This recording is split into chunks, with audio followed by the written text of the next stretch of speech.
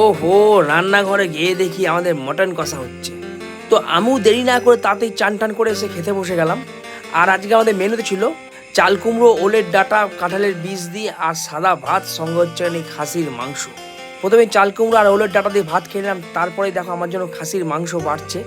আর মাংসর কালার খারাপ দেখেছো, একদম লাল লাল ঝাল ঝাল। কালার দেখে মনে হচ্ছে এক গামলা খেয়ে নিই, কিন্তু এক গামলা খেলে আর আমাকে দেখতে হবে না। তো আমাকে এরকম এক বাটি খাসির মাংস দিয়ে দিয়েছিল, আর সঙ্গে ঝোল, আর সঙ্গে ছিল একখানা আলু আর একটা পেঁপে। তা চলো এবার খাসির মাংস ঝোল দিয়ে ভাতটা মেখে একটু ট্রাই করা যাক কেমন হয়েছে। ও বন্ধুরা, কি বলবো, সেই লেভেলের টেস্ট হয়েছে। আলু দিয়ে একটু টেস্ট করলাম, ও হো, আর মাংসটা এত সুন্দর সেদ্ধ হয়েছে কি বলবো তোমাদের। তারপরে একটা বিগ বাইট নেওয়ার জন্য রেডি হচ্ছি। একটু মাংস, একটু আলু, আর হচ্ছে মাংসর ঝোল মাখানো ভাত দিয়ে সজ্জা মুখে ভরে দিলাম। ও হো, সেই লেভেলের টেস্ট।